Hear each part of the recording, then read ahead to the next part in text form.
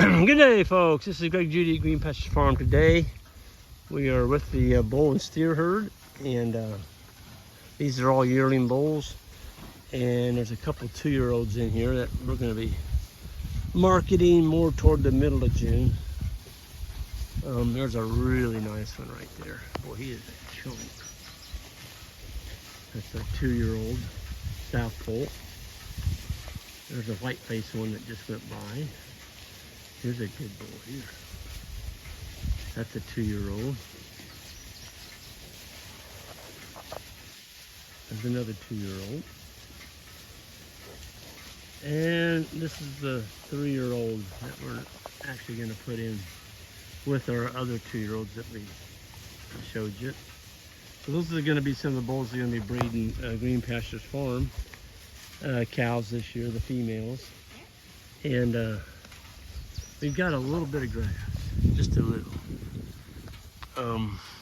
We still got our nemesis, the autumn olive. But you know, these are scattered out. Those are going to be pretty easy to get.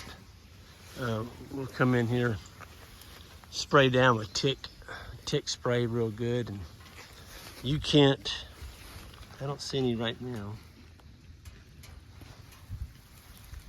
They'll be out here in a minute. You can't hardly walk through the pastures now and not have, you know, at least a couple on you. But these livestock are really putting the weight on now. They're getting all they want to eat. There's just a whole salad bar down below us. We've got the stick tight, which is right here. Some people call that beggar's lice. It's a really good, it's a legume. We've got Timothy coming up. The small stuff down here is Timothy. It's coming up. It's a cool season. We got white clover. We got red clover. We got bird's foot trefoil. The Korean Lespedeza. This is going to be a good year for Korean Lespedeza. There it is. It's coming, folks. As long as we get rain, the Korean Lespedeza really does well. And we've been very fortunate. We haven't got too much rain and we haven't got too little rain. It's been pretty good. It's been pretty good. I just talked to a guy from Kentucky. Yeah, he was Kentucky. No, Tennessee. And they said they got 3.5 inches in 45 minutes. Folks, that's a heavy rain. You can expect a lot of that to run off and flooding, and we haven't had anything like that. I'm not saying I wouldn't take it once just to fill some of our ponds up, but again, that's a lot of rain. That's a lot of rain for your ground to take up in 45 minutes. So I'd rather have an inch every couple hours. You know, those are what we call ground soaking rains. But we are on the new farm. We are understocked. We've got way more grass than we have livestock right now, but we just brought in 67 more head. And we may be adding some more if it works out. I don't know. But I know one thing. I'd rather have too much grass than not enough grass. So this winter, you know, we'll have all this, and if you don't take it all, you'll have some winter stockpile that you can bank on to run your cattle through the winter without having to feed hay. So it's not all bad. It really isn't. I was just talking to a guy. He was 2 years ahead of me in high school, and he said, "Greg, we're so happy that you and Jan got to buy this farm because nobody wanted to see houses on it. It's it was originally, I think, 190 acres, and I think there's 170 now that we're controlling. But anyway," he said, "yeah, we used to bale hay. The old guy used to bale hay on these ridges, and the square bales back in those days." And he said he wouldn't drive. He had a little 8-in Ford tractor and a little hay rack, and he said he wouldn't come down these hills with the tractor.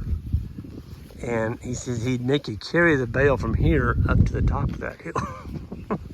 Because I can understand that. He didn't want to dump the load. And you know, these were young, stout high school boys.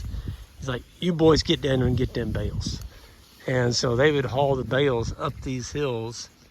And back in those days, folks, it was 2 cents. You got 2 cents a bale. 2 cents.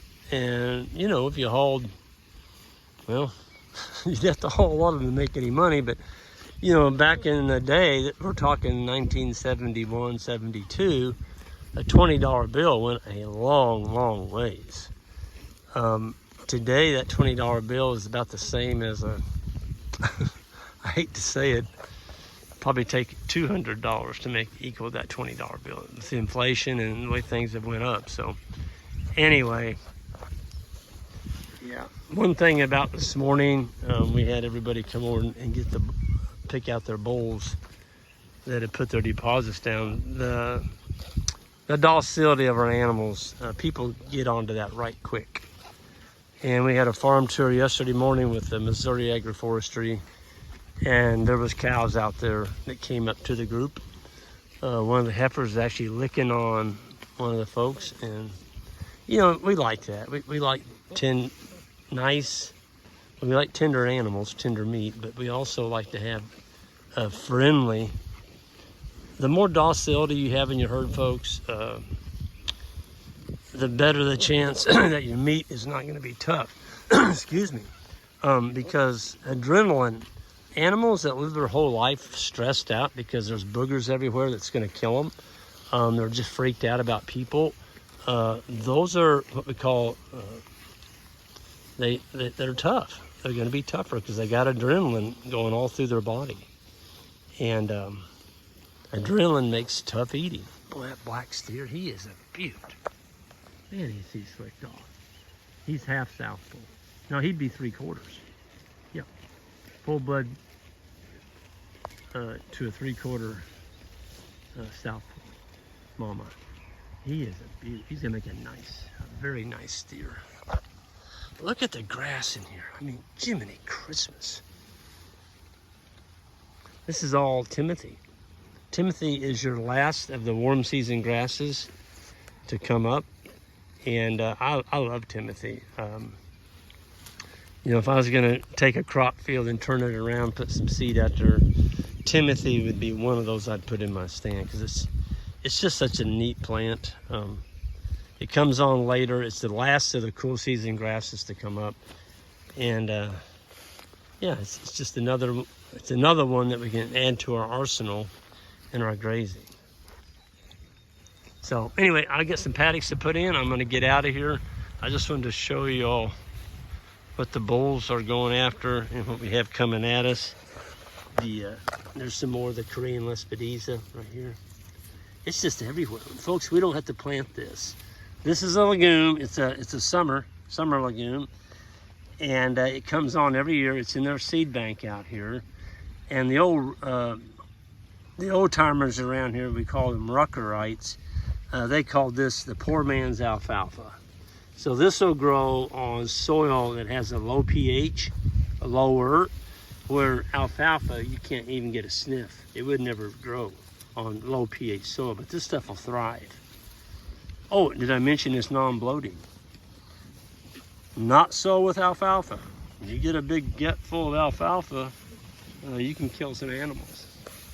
Get these guys are just so friendly.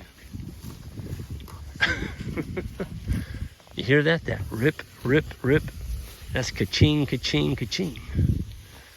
That's what that is. Anyway, I'm gonna get out here. Y'all have a great day, and we'll see y'all down the road. Gonna be seeing some of y'all at the Homestead Conference. That's in Tennessee, at Columbia, Tennessee. It's gonna be a good time. Hope to see some of y'all there. Come by and check me out. I'll be speaking there, and it's gonna be a great time. Have a good one.